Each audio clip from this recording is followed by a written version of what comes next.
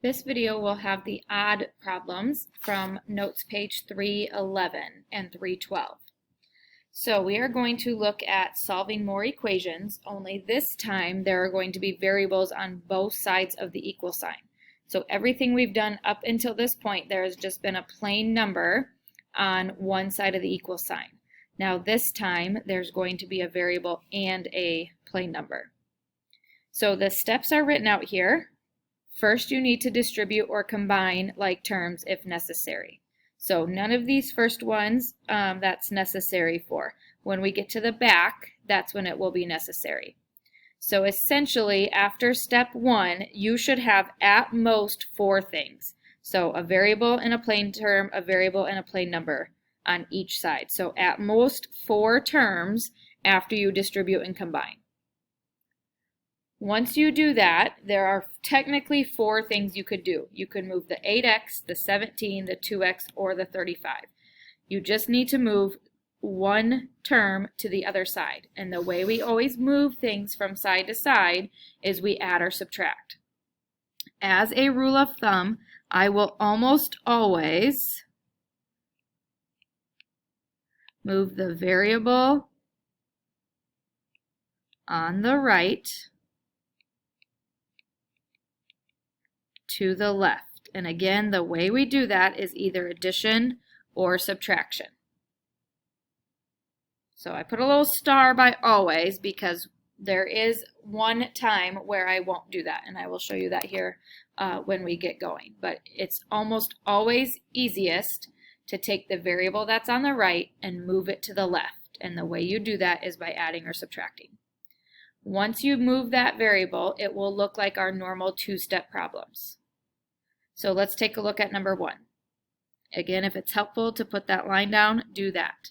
I'm going to take 2x and move it to the other side. So the way I do that is I have to subtract it. I need to cancel it on the right side. Make sure you line it up right underneath the 8x. You can't put the 2x with the 17. You have to put it with the 8x.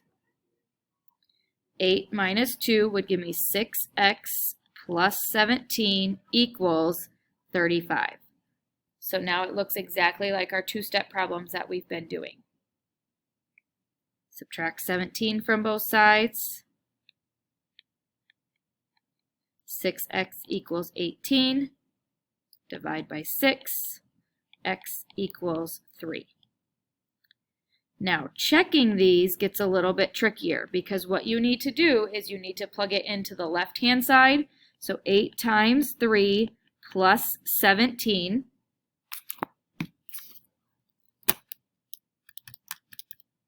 should give me 41.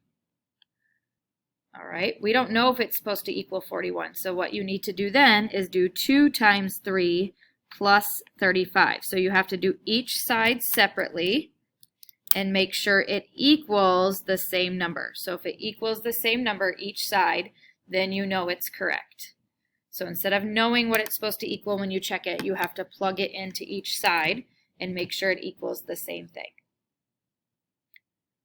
Okay, so let's look at number 3. We don't need to combine like terms. What gets tricky is you don't know if you should combine, keep them the same, or move side to side. So right now, we have 2 things on each side, so we move from side to side. Now, most people think it's easier to subtract this m over, and technically it would be, but I like to keep things the same. So I am going to minus 9m minus 9m. I just think it's easier to always do the same thing, which is take the variable on the right and move it to the left. So 1m minus 9m would give me negative 8m plus 3 equals, make sure you bring down negative 13.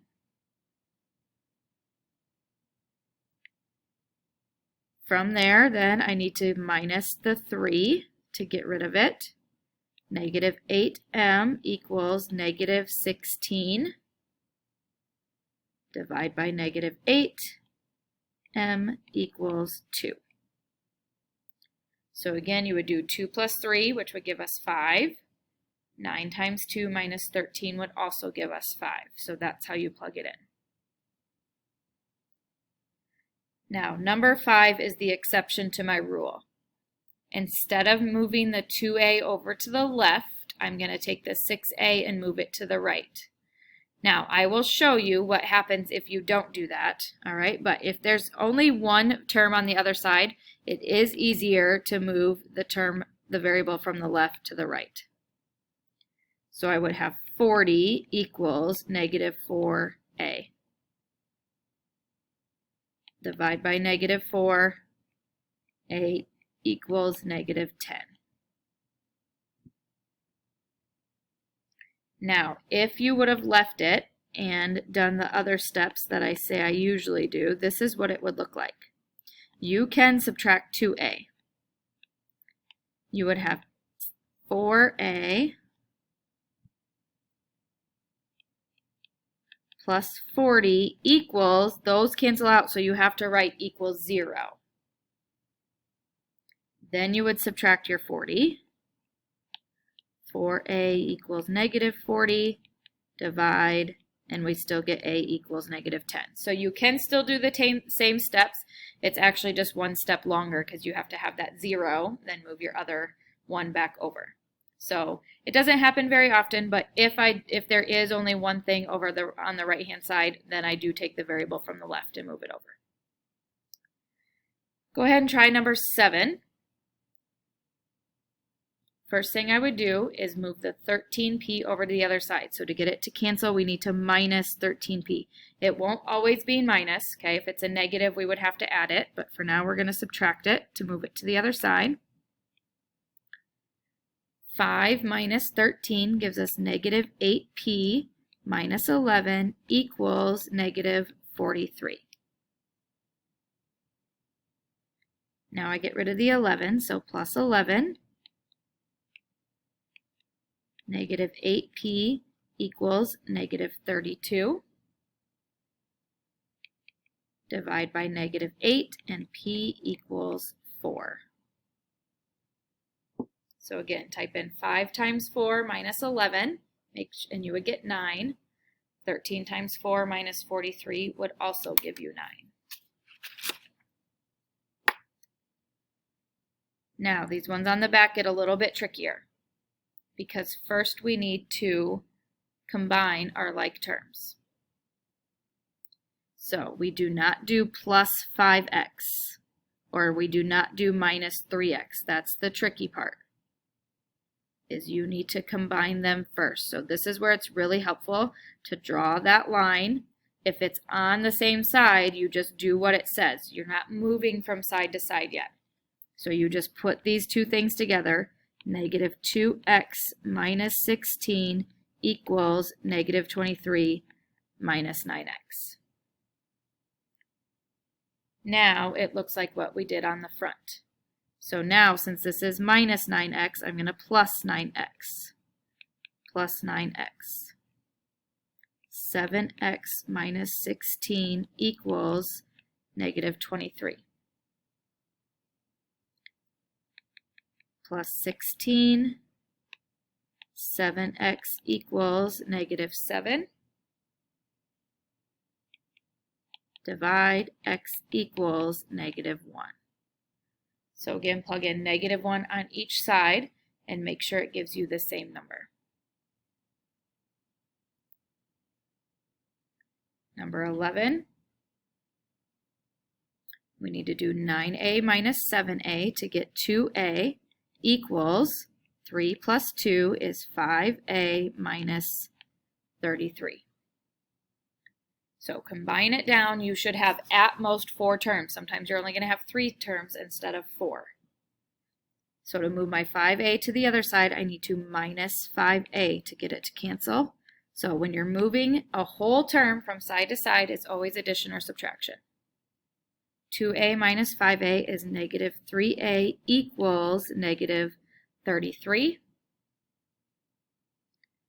Divide by negative 3, a equals positive 11.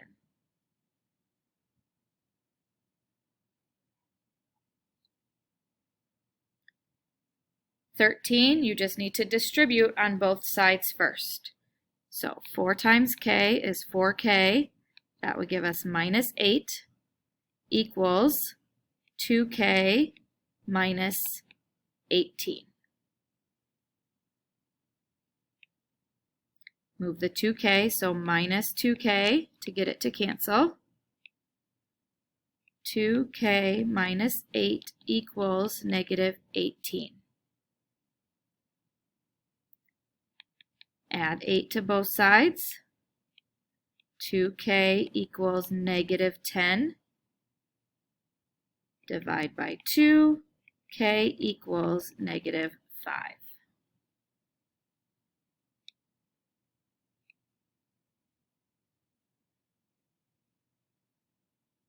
15 has it all combined, so you're going to have to distribute and combine like terms.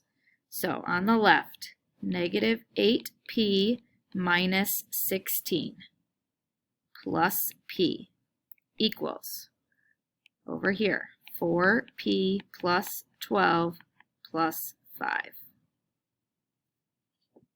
So again, you're not moving things side to side, so we just put them together. Negative 8 plus 1, negative 7p minus 16 equals 4p plus 17. 12 and 5 is 17. So I'm going to minus 4p from both sides. Negative 11p minus 16 equals 17. Plus 16 to both sides. Negative 11p equals 33.